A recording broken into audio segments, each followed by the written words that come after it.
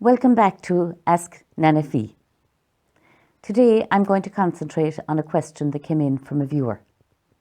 And going forward, I'd like to receive any questions that you might have, and we'll do our best to answer them.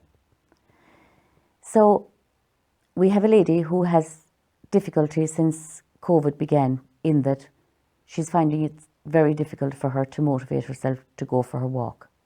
And she finds herself in her pajamas all day, every day. So I just want to address that. First of all, we were all somebody before COVID-19 started.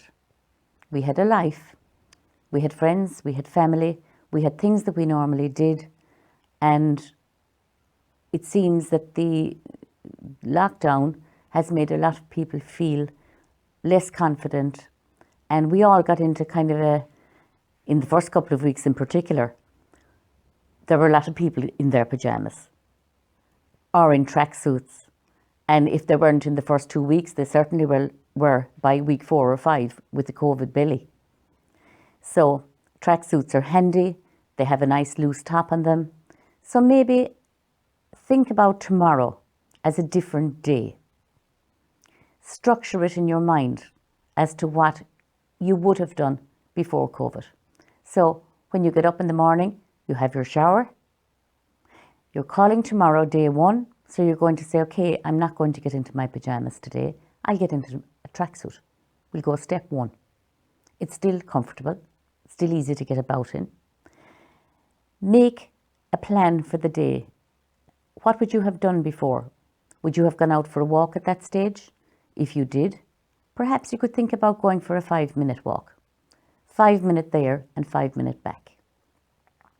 If you drive, wouldn't it be lovely to drive to the nearest park or the nearest beach?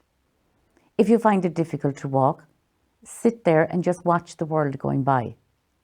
The new world, the world we've come to live with for the moment, until things get back to normal.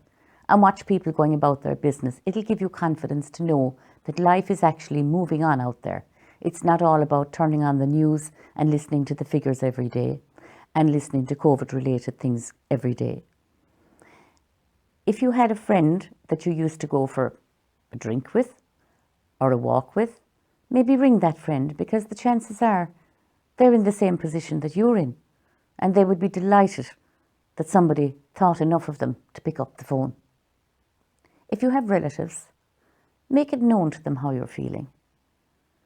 And I'd say to any young people or older people out there who were very involved at the start of COVID, which impressed all of us with everything that everybody was doing for their neighbours and their friends and people they never knew.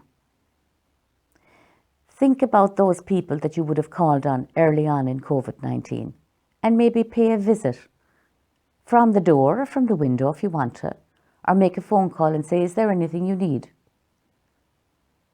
Is there a book you'd want from the library? Can I drive you somewhere? This is all about us helping each other to get through this terrible time. We will get through it, but we have to do it together in the same way as we have to take the personal responsibility, each and every one of us, to redouble our efforts at washing our hands, sanitizing our hands, keeping our distance, lessening the number of people that we have involvement with. So it doesn't mean you can't be involved with people. What it does mean is that choose the same 2 or 3 people to hang around with who have the same ideas as yourself in relation to COVID-19 and doing things right. And by it's like meeting family members then, if you meet 2 or 3 people, the same people, every couple of days, and it'll keep you motivated. So the best of luck with that. And for now, as the saying goes, to be continued.